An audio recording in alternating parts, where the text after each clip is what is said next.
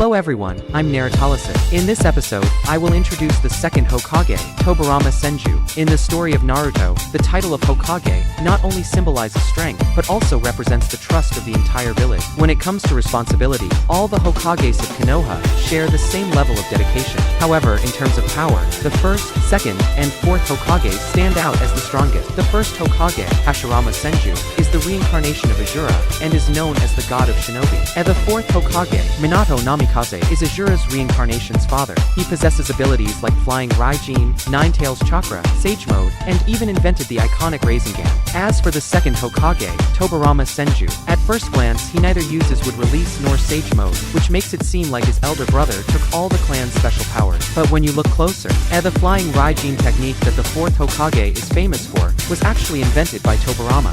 The Forbidden Jutsu that shaped the later part of the Shippuden series, Edo Tensei, Reanimation, was also his creation. He even developed one of the most iconic jutsu, arguably even more famous than Rasengan, the shadow clone technique. As Orochimaru's greatest idol, Tobirama's invention filled Konoha's library shelf. He also possessed all the 7 chakra elements according to the Book of Formation.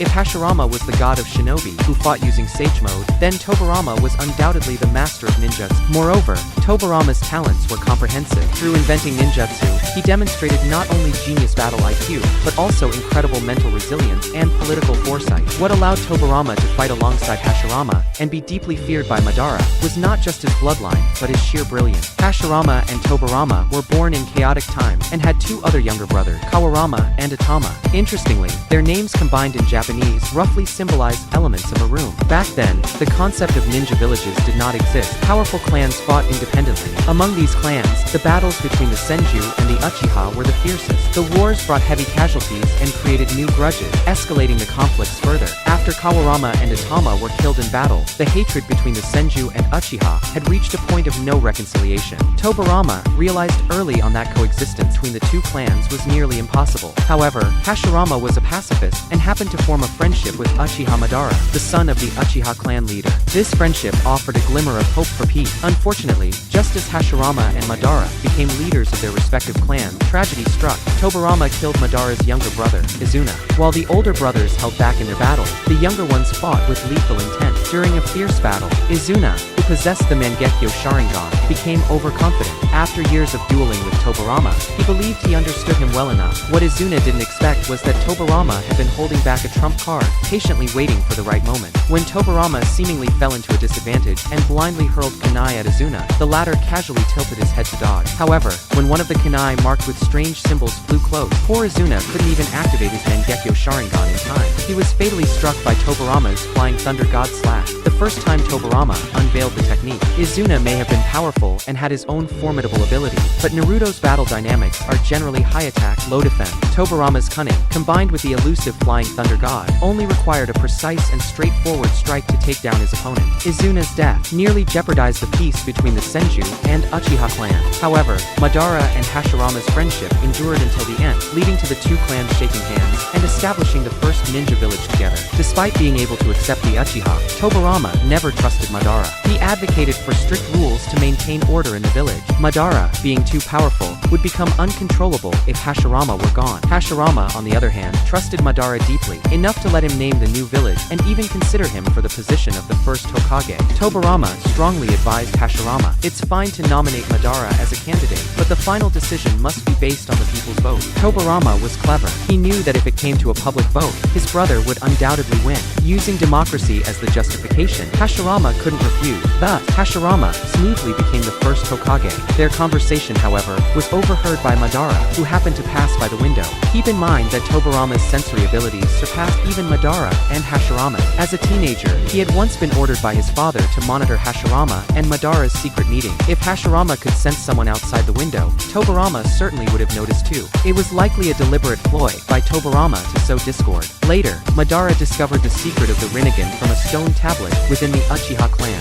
Disillusioned, he left the village. Years later, he returned to Konoha and fought a decisive battle with Hashirama. Hashirama emerged as the victor and killed Madara. As Hokage, Hashirama couldn't allow anyone, even his friend, to threaten Konoha. After Madara's death, Tobirama did not immediately dispose of his body. Instead, he planned to use it for Sharingan research. Unexpectedly, Madara's body soon disappeared. A result of the forbidden Uchiha technique Izanagi, which rewrote the reality of his death. Tobirama was indeed cautious about the Uchiha, but not outright distrustful. As he once said, "I keep an eye on any clan that could threaten the village." However, he did remain more wary of the Uchiha than others. Even so, he showed great trust toward Uchiha individuals loyal to the village, such as Uchiha Kagami, treating him with complete confidence. This philosophy was inherited by the third Hokage, who extended similar trust to Shisui and Itachi. During Hashirama's tenure as Hokage, Tobirama and he formed a perfect duo. Their partnership mirrored the later relationship between Naruto and Shikamaru. Hashirama possessed unparalleled strength and a hopeful vision for the future.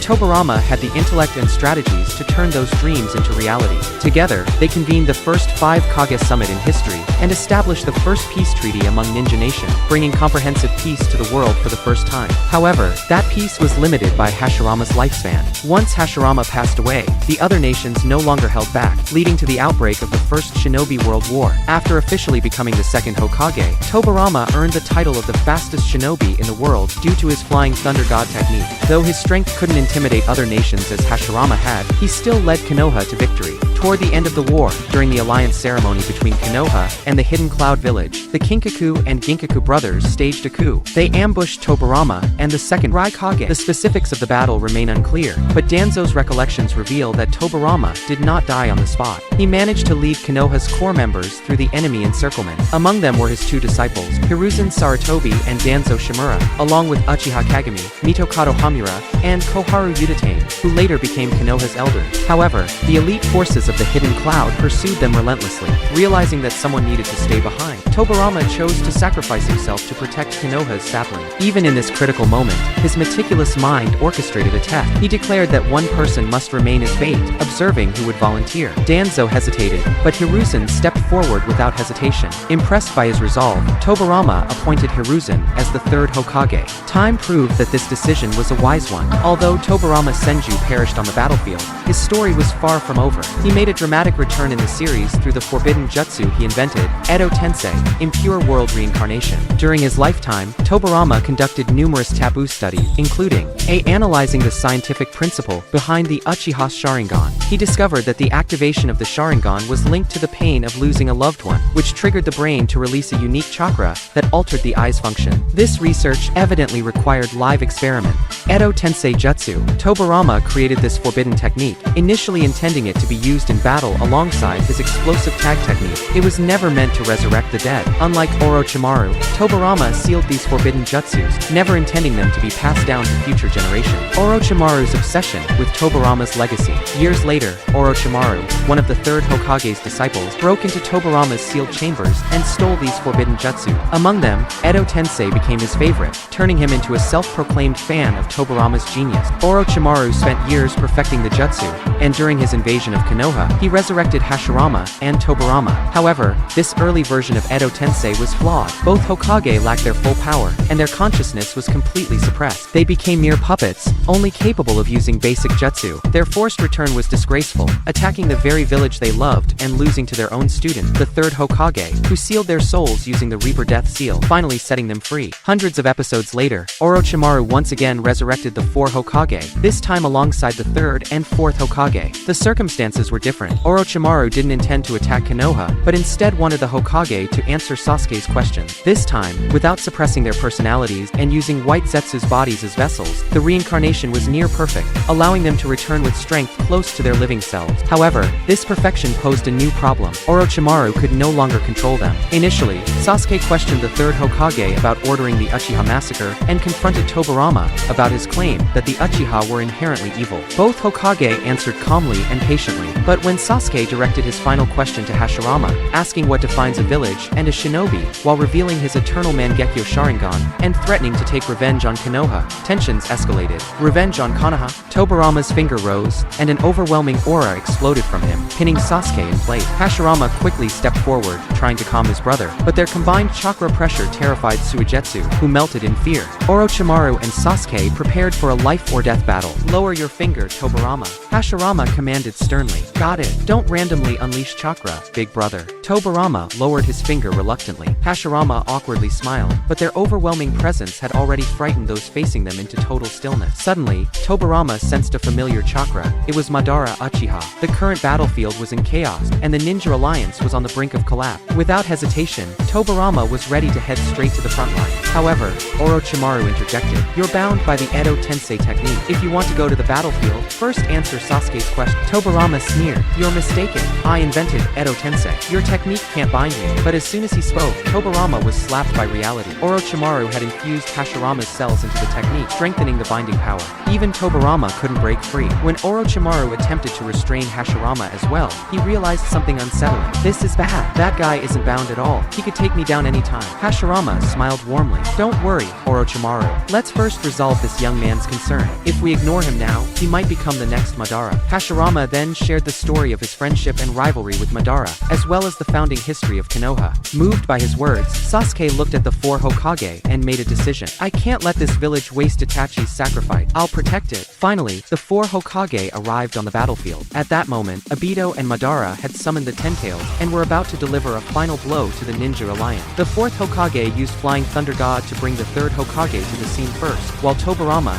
and Hashirama followed closely behind. Facing the ferocious Ten Tails, the 4 Hokage joined forces to deploy the 4 Crimson Ray formation, with Hashirama adding Sage Art, Gate of the Great God, to seal the beast's movement. Suddenly, the Ten Tails charged a massive tailed beast bomb, intending to break through the barrier. The 3rd and 4th Hokage grew tense, but Tobirama confidently declared, "Let me see what it's got." He had complete confidence in the defensive power of the 4 Crimson Ray formation. In fact, Tobirama had always been a highly self-assured individual. His usual stance, standing with arms crossed over his chest, radiated an undeniable aura of dominance. His confidence wasn't solely rooted in his strength, but also stemmed from his calm and composed mind, which remained unshaken even in chaotic situations. The Ten Tails failed to break the barrier, and ended up injuring itself in the explosion. Hashirama opened a path in the barrier, allowing Naruto and Sasuke to attack the immobilized Ten Tails. Just as victory seemed within reach, Edo absorbed the Ten Tails and transformed into its Jinchuriki, gaining the power of the Sage of Sick Path. Naruto and Sasuke alone couldn't match him. The 4 Hokage launched a simultaneous attack,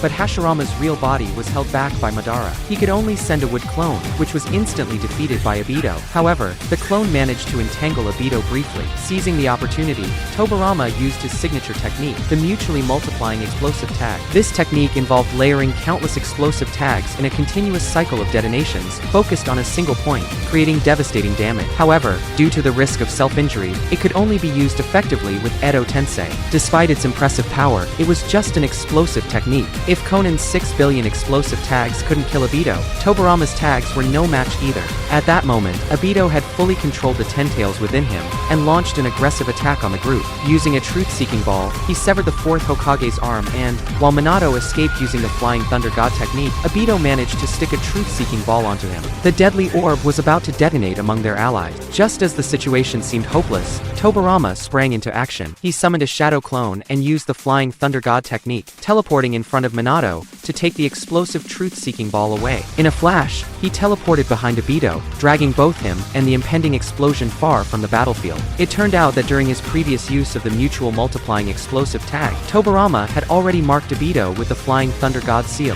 His unpredictable and swift movements were second to none, not even inferior to Minato. Naruto exclaimed in excitement, "That's amazing! You even mastered my dad's signature move." Tobirama snorted, clearly annoyed. "He learned it from me." However, Edo wasn't defeated that easily. He shielded himself from the explosion, using a protective barrier formed by the truth-seeking balls. Realizing they needed a way to penetrate Edo's defenses, Tobirama devised a strategy. He marked Minato's shoulder with a Flying Thunder God seal and said, "Let's use Flying Thunder God technique together." Minato immediately caught on to the plan, and marked Tobirama in return. Naruto combined his Raisen Shuriken with Sasuke's Kagetsuchi, creating the scorching blaze release Halo Hurricane Jet Black Arrow Style 0. Minato swiftly teleported in front of the attack, catching it, while Tobirama simultaneously appeared behind Edo. They executed a coordinated teleportation, switch using the Flying Thunder God technique. The attack, which was originally aimed at Minato, struck Edo head-on before his truth-seeking balls could form a defense. "That should do it." Tobirama, usually cautious, expressed confident. Yet Obito's powers as a six paths being defied expectation. Even Naruto and Sasuke's combined ultimate technique failed to cause him any harm. "You can't even fathom my current strength," Obito declared arrogantly. Tobirama was left at a loss. As long as an enemy could be physically defeated,